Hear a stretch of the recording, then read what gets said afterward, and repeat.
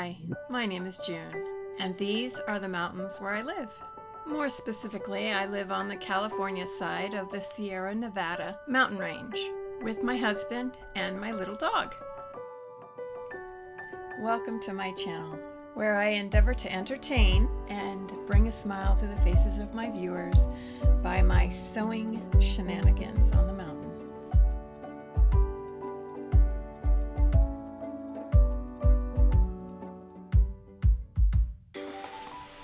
I hope you're all having a great start to your new year.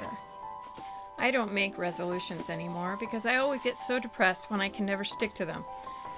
So instead, I set what I think are realistic goals for myself, no matter the time of year.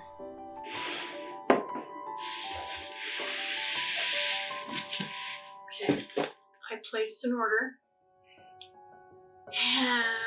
at Mood Fabrics, and it was kind of expensive, but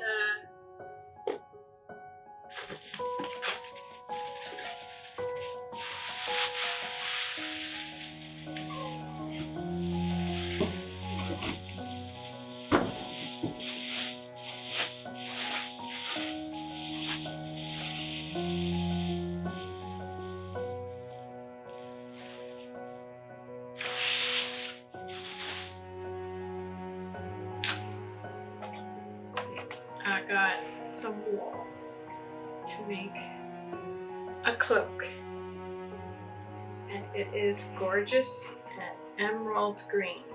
I don't know if you can see it in the camera angle here in the light. It is gorgeous. It's a boiled wool, and it'll be beautiful. I've had this pattern for some years, and I got a bit of a bug to make one when I saw Rachel Maxey using the very same pattern to make a cloak on her channel, about a year and a half ago. And she made one of the cloaks she made was this version too. Though for effect, I'm going to line mine.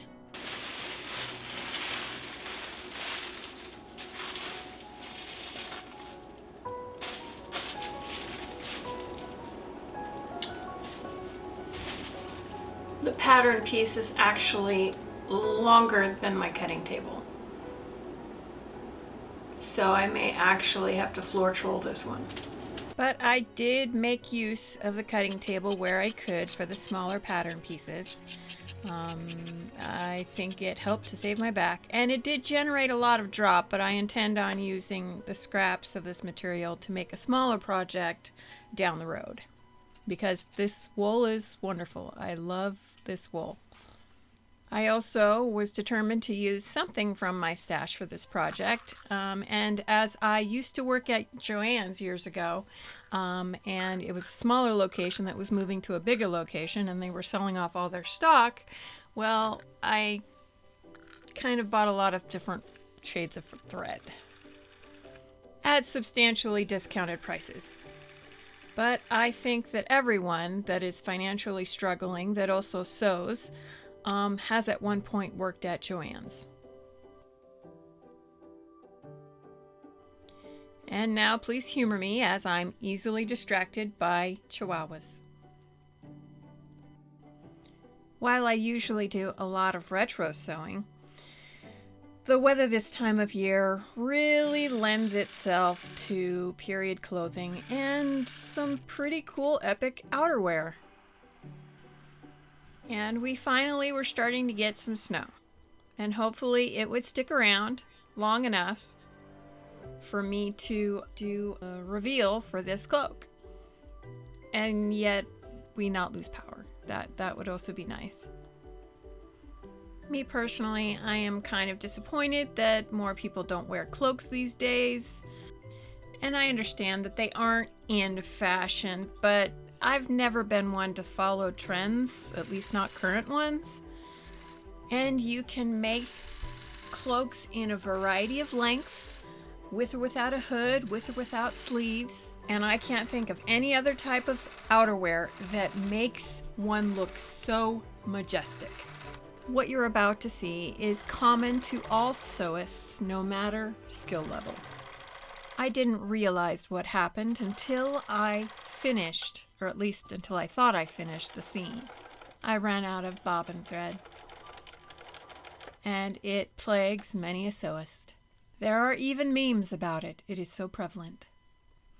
If I had a sewing superpower, being able to predict when my bobbin would run out of thread and avoid it would be great.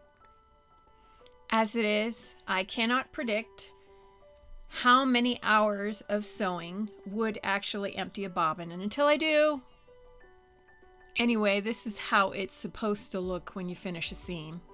As the average person doesn't have too much knowledge about textiles, sellers of wool will generally say that you shouldn't pressure wool and that you should have it professionally dry cleaned. I say, nay. I say, educate yourself on how to press wool first. This will save you a lot of money, trust me. Coming from somebody who has lived on a fixed income for so many years of her life, I can't afford to throw away money on something that I could easily do myself.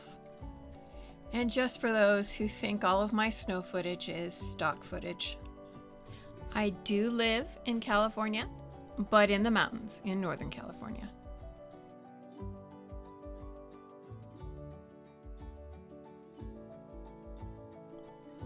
I have to admit, this capelet kind of bent my brain.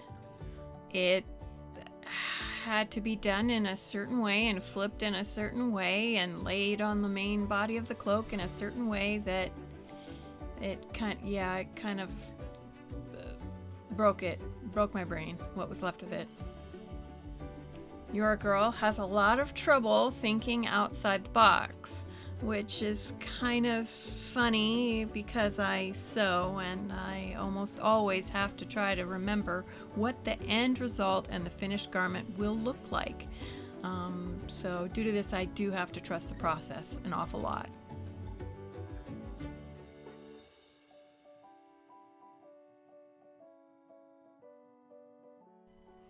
I try to avoid hand sewing when I can, so I machine basted this part of the project. It needed to be basted together, the two pieces of the capelet, so that it wouldn't move around. The only time I really don't mind hand sewing is when I'm in front of a TV. I'm a sucker for when it snows, so I just can't get enough of the change that comes over the landscape when it snows. I also love the way snow seems to outline every one of the tiny little branches on a tree. But with the weather clear, all of these little snow outlines would be gone by the time I got home later that day. The sun would melt them away. And Anakin and I had to run some errands, the least of which was getting lining fabric at Joann's, because, well, I didn't have enough of what I thought I had in my stash. But while I was there, I verified that Joann's does indeed still carry the pattern that I'm making in this video. So, have fun! Okay, so I found this textured pretty white fabric. It was in two pieces, but I think I can still use it. I don't know. I just love lining things in pretty fabrics. I did have legitimate lining fabric in my cart, but this one caught me. So anyway, successful. This is how passionate I am about not drying anything in the dryer and line drying all of my fabrics. Clothes dryers can really damage fabric, making new fabrics look much older than they actually are. To avoid that, I line dry. I usually like to have all my winter cold weather projects lined up so I can have all the fabric pre-washed and ready to go before the weather turns cold and rainy. But I just got this fabric at Joann's to use for my current project, so there was no way around it. Even if there was still snow on the ground, I had to take advantage of the clear weather. My dog, though, questioned my sanity.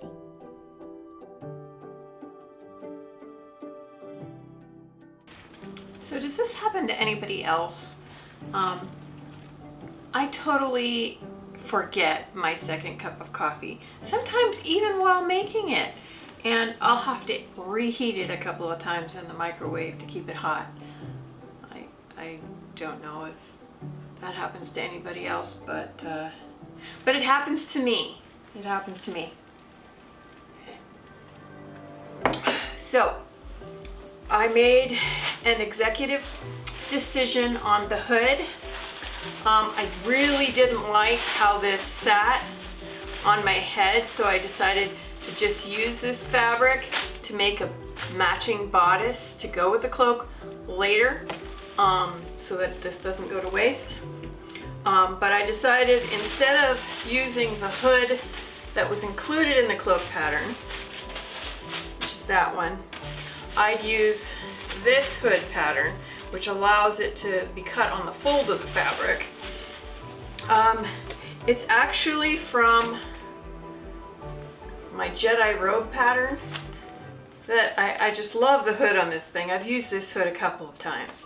So yeah, so I'll be cutting that out today, and I've got the lining fabric all clean and ready to go, so I'll be cutting out the lining for the hood today too. So that and that, because I do have quite a bit of this green wool left, so I'll be able to do the hood no problem. So let's get going. And you can see by how taped up this thing is that I have used it many a time. And I really should make a hard copy of it because this pattern is out of print. And I was disappointed when I remembered that I had to floor troll this pattern piece on the floor. I didn't film much of the construction of this lining because it was essentially just making another cloak. And using another hood pattern piece made me wonder if I would be able to apply the lining in the same way that I was accustomed to. Okay. Not that I want to repeat anything I've said in my voiceover, but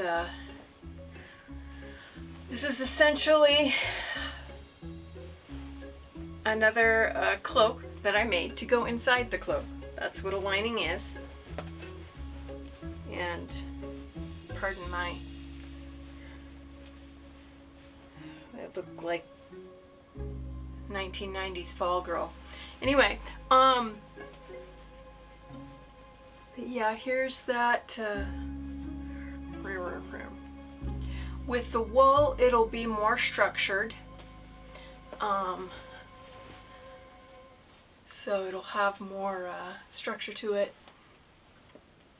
And I'm looking at myself in the camera viewfinder thing, and look like a stalker from the 90s, or maybe a X-File character from, did you ever watch that show? That was a cool show. You should check it out online or something. It's cool. But anyway, it's I added 2 extra pleats to the back to modify it to go on this cloak pattern, which I've done that before. And it makes it very voluminous. But anyway, like I said, with the wool, there will be more structure. And isn't this pretty? Oh, I just love it. I don't know if you can see it in the camera, but it's just the prettiest fabric. That,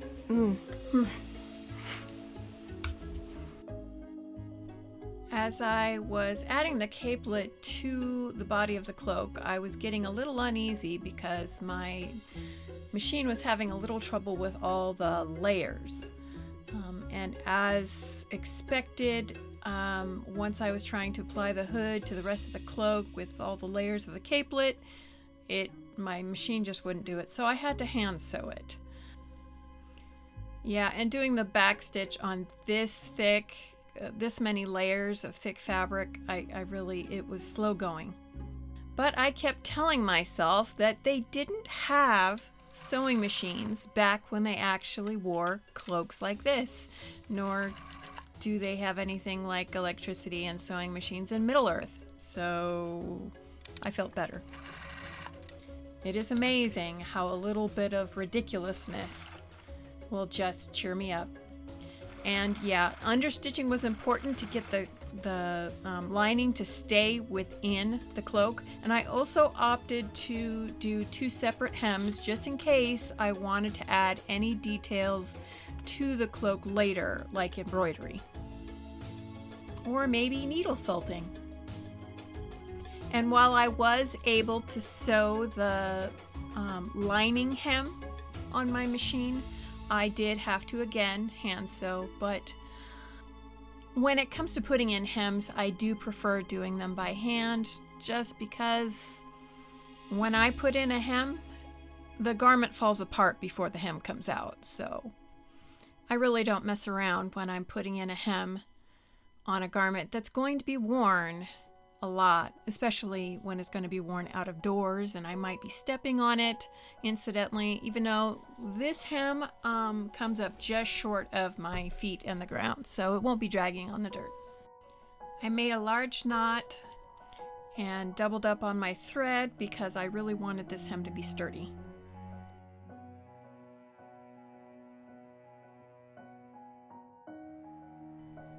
I wanted to use a clasp that someone brought me back from Ireland. It's a really pretty clasp for this cloak. I thought it was really appropriate. And I am kind of fastidious about when I apply the clasp, so bear with me here. I filmed this part before I was completely done applying the clasp, but I wanted to film how pretty this clasp is. As clasps are usually the last part on a garment, it's time for the reveal. Oh yeah, that's right, I didn't show you how I did those details on the hood. As this is already a pretty long video, I'm not going to spend too much time on this, just to give you a little indication of how much time it actually took to put these details on the hood. It really held me up and added another week to the making of this cloak. But it gives you a little indication of yet one other way you can use a Cricut. Which I have to say I really love that thing. My husband uses it mainly because he makes game boards, has a channel on here too. But yeah, this thing is really great. I had this idea of using it this way and it turned out good. Says, Mom, get that light out of my face. Ever since I learned how to flat felt, I've been wanting to add details to everything in my wardrobe that has wool on it. I just haven't had the time. And as I must like missing deadlines and making my life harder on myself, I delayed in finishing this video because I wanted to put dwarven details on my cloak because it's an adventure cloak and Middle-earth inspired, and yeah, it's cool. That's why I did that. Now for the actual reveal.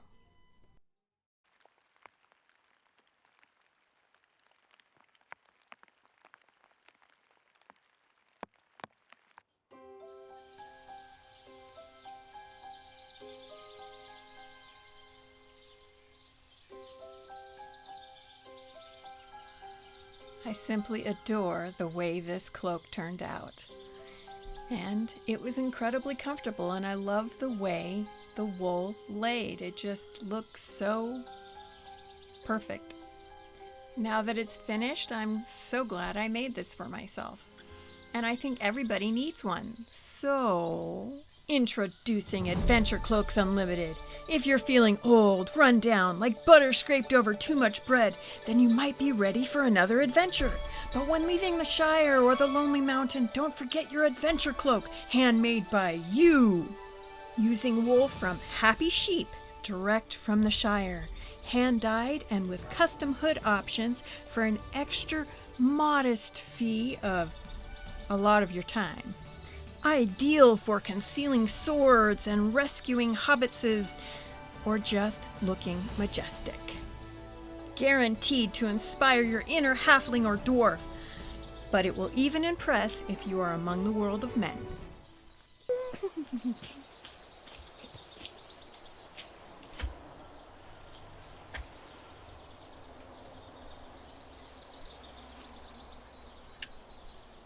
Thanks for watching till the end. And, well, of course you'd watch it till the end. I mean, the reveals are at the end, and at the end you can see the finished garment. And, yeah, so why am I even thanking you for that? Of course you'd watch till the end. It's the sewing montages that you have to get through, that I have to make engaging. So, speaking of sewing, if you'd like to watch me sew fun stuff, maybe subscribe, or watch one of my other videos. Either way, thank you, and bye now.